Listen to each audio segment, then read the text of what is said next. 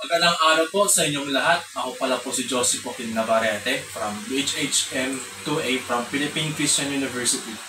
Ngayon naman pa, ang aking interviewin po ngayon ay ang aking ate na si Raven Nueva. Ay ate, mayroon po ako isang tanong. Yung tanong po dito ay mahalaga pa bang pag-aaralan ang buhay at gawain ni Jose Rizal sa panahon ngayon? Thank you for a wonderful question. So, mahalaga na pag-aralan natin ang Rizal kasi nakita natin na yung pagsubok at pinagdaanan ni Rizal niya, yung pagmamahal niya sa ating bayan, sa ating mga Pilipino, and bilang isang journalist student na nag-aaral sa Imus Campus sa Cavite State University is mahalaga na pag-aralan namin to at saliksikin bakit kung ano ba nangyari nung panahon ni Rizal, kung bakit maraming problema ang nangyari at sa kasulukuyang nangyayari hanggang ngayon. Next naman po natin interview ng aking kaibigan na si Miss Carcole. So, same din po kay Miss Villanueva po kanina sa tanong, mahalaga pa bang mag-aaralan ang buhay at gawain ni Jose Rizal sa panahon ngayon? For me, yes. So, magpapakilala po muna ako. So, ako po si Jennifer Pauline Carcole mula sa Bachelor of Arts in Journalism sa Cavite State University, Imus Campus. So, para sa akin, ang buhay at gawain ni Rizal ay patuloy na may malaking kahalagahan ngayon. Kasi di ba isipin mo, di ba, di na siya katulad dati na mahalagang pag-aralan ng mga di ba, mga akda ni Rizal, yung kagaya ng Noli Me Tangere, El Filibusterismo. Sa ngayon kasi, sa panahon kasi natin ngayon, ay parang hindi na sila nakafocus sa mga pinagdaanan or mga pagsubok na pinagdaanan ni Rizal kasi may parang yung mga bagong ngayon, mga bagong Gen Z or tawagin natin mga bagong kabataan na hindi nakakapag-focus sa pagbabasa ni Rizal. Kasi ngayon isipin mo, mas focus sila sa SOCMED or kahit ano pa man yan. Yun lang po. Thank you. Maraming salamat. Last naman po natin ang i-interviewin ko po ngayon ang aking ama na si Alan Navarrete. So, mayroon po isang tanong lang po sa inyo. Mahalaga pa bang pag-aaralan ang buhay at gawain ni Jose Rizal sa panahon ngayon? Mahalaga pa rin. Siyempre. Kasi dahil yung buhay ni Rizal ay yung buhay niya ay tinuloy niya sa pag-aaral, pagsasaliksik, saka sa pagiging ehemplo para sa mga Pilipino. Lalo na yung pagiging selfless niya. Kaya nga, ibinigay niya yung buhay niya para sa kalayaan, para magkaroon ng kalayaan ng ating bayan.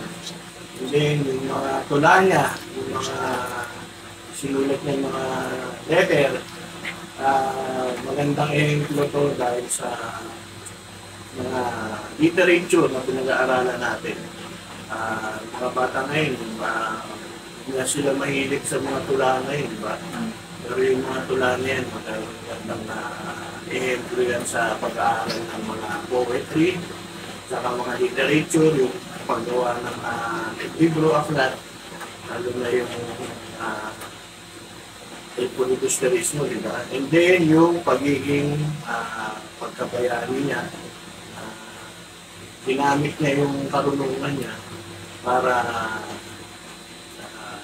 magkaroon tayo, ginawa niya yung paraan niya, yung karunungan niya para magkaroon tayo ng kalayaan, para mula doon sa Kastila, doon sa panahon nila, dahil halipin tayo ng mga Kastila, so ginamit niya yung karunungan niya, ginamit niya yung literature niya, kaalaman na sa pagsusulat para magising yung mga Kastila sa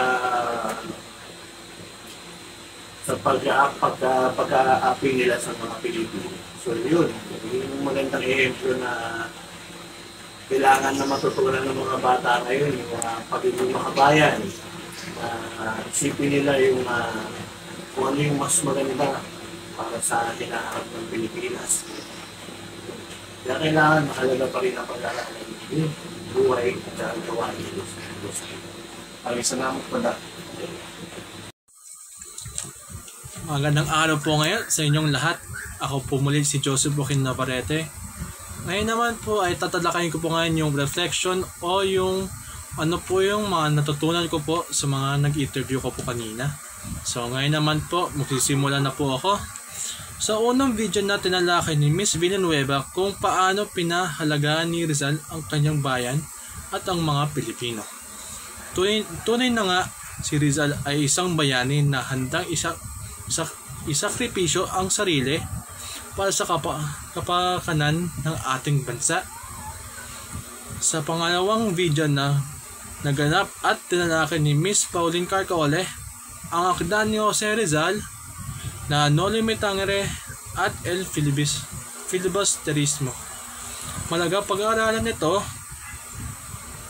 ang buhay ni Rizal dahil marami tayong natutunan sa buhay ni Rizal at mga katangian, mga bagay na ating mapapag-aralan. Sa patong video naganap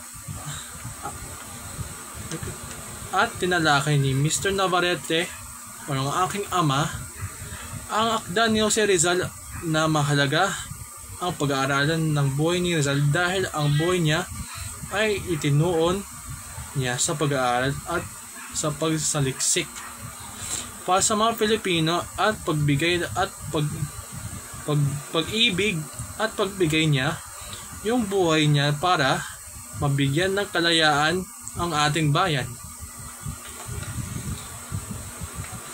Ang mga sinulat niya, mga siyang tula at letter ay maganda ehemplo natin sa atin dahil para mas mapansin natin ang pag-aaralan ng buhay ni Rizal at mas maintindihan natin ang kabunayaan, sakripisyo at pagsubok sa mga pinagdaanan ni Rizal.